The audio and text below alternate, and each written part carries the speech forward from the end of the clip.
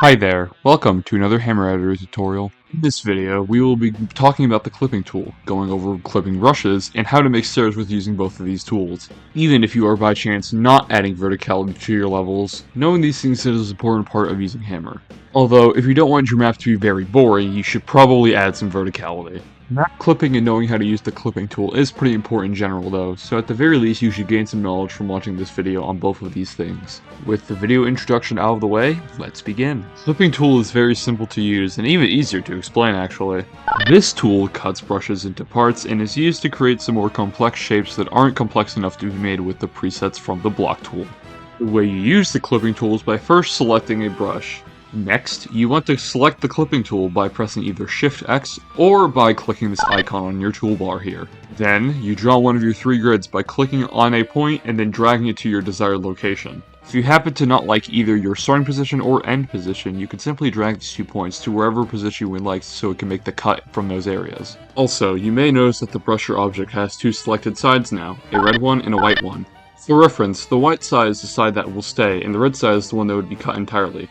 Pressing both your Shift and X key will change it to be flipped the other way, or make it so you can have both sides stay after being cut. Once you got to how you want to look, press your Enter key to finish cutting that brush and the change should be made.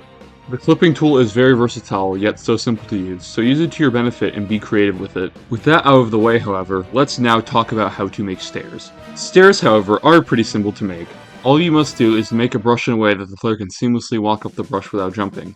I will inform you though that each step is usually about a maximum of 8 hammer units high. Otherwise, you won't be able to walk up the steps seamlessly. So if you're making your map with a grid size of 2 or 4 like normal, I would temporarily lower the grid size to 1 so it looks cleaner to make. Also, since making stairs can be very time consuming, you should consider taking the first 2 steps then using your copy and paste commands to make it even faster. Hell, if you're making a lot of stairs in that area, you can even copy and paste more steps to make the process even faster, but I recommend doing this strategy in amounts of 2 or 4. Anyway, once you're done with making your stairs, you can cut the bottom half of the steps like how I show you in this footage. This is just an optimization technique that you should do along with making your stairs a Func Detail entity. If you happen to not know what Func Detail brushes are, I made a previous video on this channel relating to it. Go check it out at the playlist of my Hammer tutorials in the description. Alright, now let's talk about clipping brushes. Clip brushes are invisible brushes that block certain types of things. For example, a player clip brush restricts the player's ability to move in certain areas. This is used for multiple things, such as sealing off out-of-bounds areas from the playable area, making geometry more smoother to play around on, and even more possible uses that I'm not going to describe here. We will use player clips here, but I will mention that there is multiple textures in this category.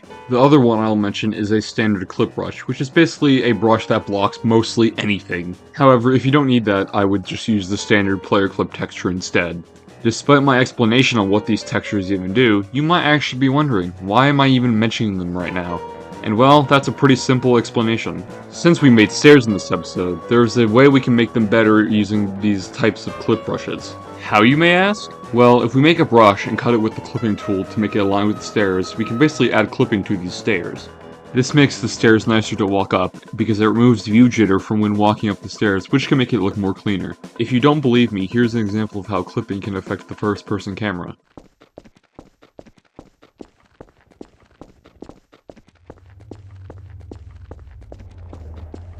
And there you have it. You now know about the clipping tool, how to make stairs, and clip brushes. If you found this video helpful, be sure to like the video and possibly subscribe. Also, feel free to leave a comment if you need help with anything. I will try and guide you. Anyway, I will see you in the next tutorial.